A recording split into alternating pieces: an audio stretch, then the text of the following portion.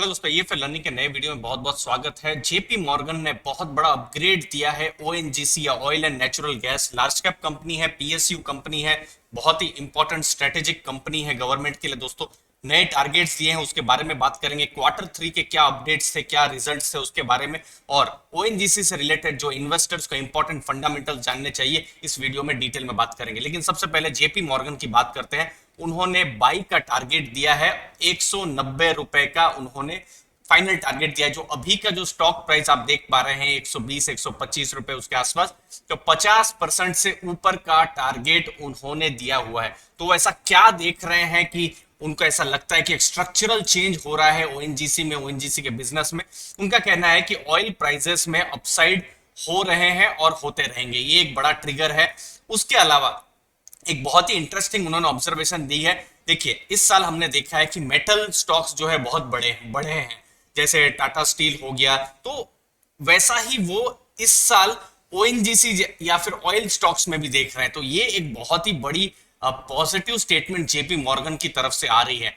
उनका कहने का है कि वैल्यूएशन भी सस्ता है, मैं थोड़ी देर में उसके बारे में भी बात करने वाला हूं। रिस्क रिवार्ड जो है ओएनजीसी के स्टॉक में एट्रैक्टिव है, और भविष्य में एक अर्निंग अपग्रेड साइकिल जो हमने पिछले साल मेटल्स में देखी थी, और मेटल्स में जब हमने देखा टाटा स्टील जैसा स्टॉक जो 400-500 रुपए के आसपास था, और अभी हम देख सकते हैं 4 डिजिट को पार कर गया है, वैसा ही कुछ ओएनजीसी में भी देखने को मिल सकता है, ऐसा जेपी मॉर्गन का कहना है। दोस्तों अब जो हमारे पास लेटेस्ट आंकड़े हैं, ये है क्वार्टर थ्री के, जब क्वार्टर थ्री के रिजल्ट आए थे। दोस्तों अभी तक क्वार्टर फोर की डेट्स नहीं आई है। हमारा जो टेलीग्राम ग्रुप है वहां आप ज्वाइन कर सकते हैं, वहां पर डेट्स आएगी या जो भी इंपॉर्टेंट इंफॉर्मेशन आएगी वो हम शेयर कर देंगे। डिस्क्रिप्शन बॉक्स में आपको लिंक मिल जाएगी। देखिए, पिछले साल क्वार्टर थ्री 2019 में आप देख सकते हैं 25,112 करोड़ का ये टोटल इनकम हुआ था। लेकिन अभी का जो क्वार्टर चल रहा था, मतलब अक्टूबर नवंबर दिसंबर 2020 में, ये इनकम कम हो गई थी 18,242। इसीलिए आपने देखा होगा स्टॉक भी बहुत परफॉर्म नहीं कर रहा है। प्रॉफिट बिफोर टैक्स आप देखिए 6,000 करोड़ से घटकर 2,821 करोड़ हो गया, यही क्वार्टर थ्री में। उसके अलावा प्रॉफिट आफ्टर टैक्स आप देखिए 4,226 था अक्टूबर नवंबर दिसंबर 2019 में, और जो कि अभी 1,378 करोड़ हो गया 2020 में। दोस्तों तो इसका मतलब क्या समझ रहा है में आ रहा है दोस्तों, कि प्रॉफिट्स जो है, रेवेन्यू जो है, इनकम्स जो है ओएनजीसी की कम हुई है। और इसका बहुत बड़ा रीजन था दोस्तों, 2-3 महीने के लिए जब पूरा लॉकडाउन ही हो गया था भारत में, भारत के बाहर ही, तो क्रूड का चूंकि इनका बिजनेस है, तो वो तो बिल्कुल काम जो था बिल्कुल एक तरीके से कम ही हो गया था दोस्तों। तो ये एक चीज है। लेकिन ओएनजीसी के जो ये तो बिजनेस है, लेकिन अभी अर्निंग अपग्रेड के बारे में बात चल रही है। क्या आपको वैल्यूएशन में कुछ कंफर्ट है? समझते हैं दोस्तों। देखिए, मार्केट कैप के हिसाब से तो भारत की सबसे बड़ी कंपनियों में इसका नाम आता है। 1.5 लाख करोड़ का इसका मार्केट कैप है। लेकिन दुख की बात क्या है, मैं आपको थोड़ी देर के बाद बताऊंगा कि इसका जो रिटर्न है, 10 सालों का रिटर्न आप देख सकते हैं, नेगेटिव रिटर्न है। मतलब 10 साल पहले भी ये वीडियो बन रहा होता तो आपको इसका मार्केट कैप जो है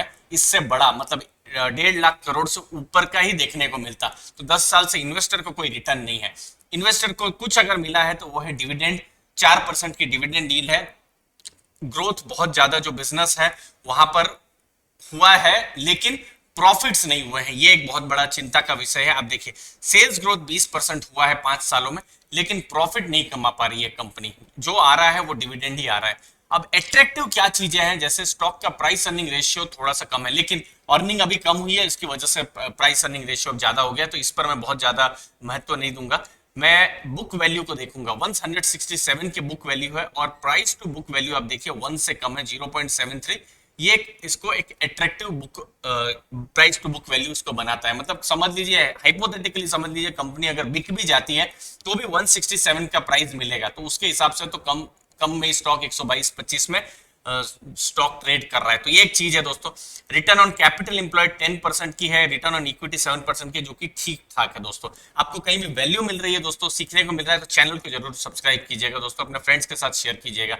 डेट टू इक्विटी 0.50 है, ज्यादा है, लेकिन चूंकि गवर्नमेंट कंपनी है, इसकी हमने रेटिंग्स भी देखी है, इसकी रेटिंग्स भी आप वहां पर आपको बहुत ज्यादा आपको चिंता करने की जरूरत नहीं पड़ेगी। बाकी अर्निंग बिफोर इंटरेस्ट टैक्स इसके पॉजिटिव है, कैश भी जनरेटिंग कंपनी है दोस्तों।